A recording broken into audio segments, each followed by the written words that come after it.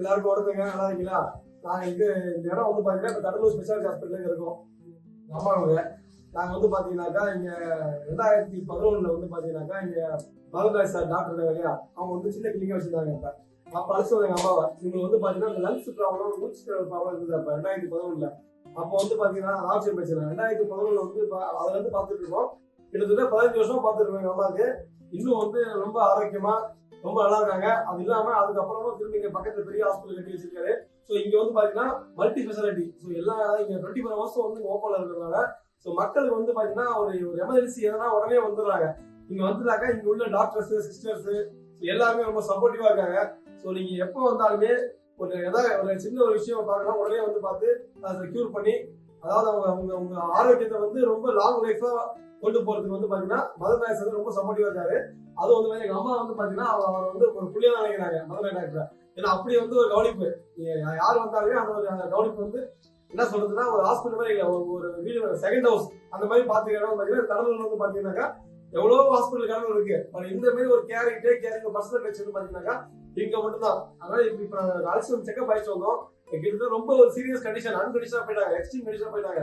அதை திரும்ப மறுபடியும் அவங்க மறுவாழ்வு சொல்லலாம். மறுவாழ்வு இருந்து பாத்தீங்கன்னா எங்க அம்மாவுக்கு வந்து அவர் கொடுத்துருக்காரு. அது ரொம்ப ரொம்ப அவருக்கு நன்றி சொல்லுவாங்க.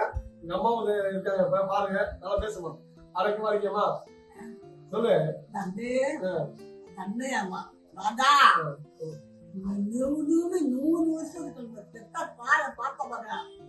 100 வருஷத்துக்கு ராதானுக்கு அங்க இருக்கிறவங்க எல்லாருமே நல்லபடியா 100 வருஷம் இருக்கலாம். தந்து இன்னைக்கு உங்களோட ஆஸ்பத்திரி உட்காந்துருக்குன்னா என்னை பார்த்த தேசத்துக்கும் அப்படி நல்லபடியா ராதா எப்படி இருந்தாங்க. இங்க இருக்கிறவங்கன்னா ஒரு ஃபேமிலி மாதிரி எந்த விதமான பிரச்சனைகள் இந்த வந்த 3 உடம்பு ரொம்ப சீரியஸா வந்தேன். பீச்சுக்கு போனேன், பிறக்க மாட்டேன்னு என்ன சொன்னாங்க. அப்புறம் மறுபடி வந்தேன். 2வது தடவை வந்தேன்னா நல்லபடியா என்னை காப்பாற்றிருக்காங்க. பீச்சுக்கு போயிட்டேன். இன்னைக்கு வந்து இப்படி உட்காந்துருக்குமா சும்மா செக்கப் 3 வருஷம் வந்து பார்க்கணும்னு வந்தேன். நல்லா இருக்காங்க, எந்த விதமான பிரச்சனை. மக்கள் என்ன சொல்லணுமா, எவ்வளோ ஆஸ்பத்திரி இருக்குன்னு அதை பண்ணி பிரச்சனைங்கிறாங்க. தம்பிகிட்ட வந்தா குணமாயிரும். வந்து அந்த புள்ள வந்து அந்த டாக்டரே மதிக்கிறப்பா, என் பெத்த புள்ள மாதிரிதான் அந்த புள்ள நினைக்கிறாங்க.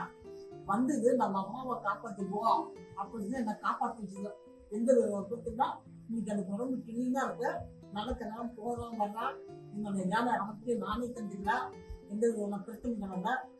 அப்போ அப்படி படிக்க கலந்தேன். அப்போ பெருசமான பிரச்சனை இந்த வீட்டு தானாவே ஆசனம் தானாவே படிச்சுட்டு இருந்தாலும் வந்து வந்துச்சு உட்காந்துருந்தேன். நான் வேற என்ன கடவுளுக்கு கழுத்த பையா அந்த புலதான் எனக்கு தெய்வம். என்னை காப்பாற்றிட்டு அந்த எந்த மாதிரி கிரிட்டிக்கல் பொசிஷன் கொண்டாலுமே அவர் சரி பண்ணி விட்டுருவாரு. ஏன்னா அந்த மாதிரி ஒரு கைராசியானவர். அது இல்லாம அந்த கிரிட்டிக்கல் பொசிஷன் கொண்டாந்து எங்க அம்மா பார்க்க அவருக்கு அவ்வளவு சந்தோஷம். ஏன்னா எடுத்து கால எடுத்து வைக்க நடக்கவே முடியல, செக்ஷன்ல வந்தாங்க. இன்னைக்கு நடந்து ஃப்ரீயா போறாங்க. அதுதான் ஸ்பெஷாலிட்டியே. தேங்க்யூ எல்லா மக்களுக்கும் வணக்கம்.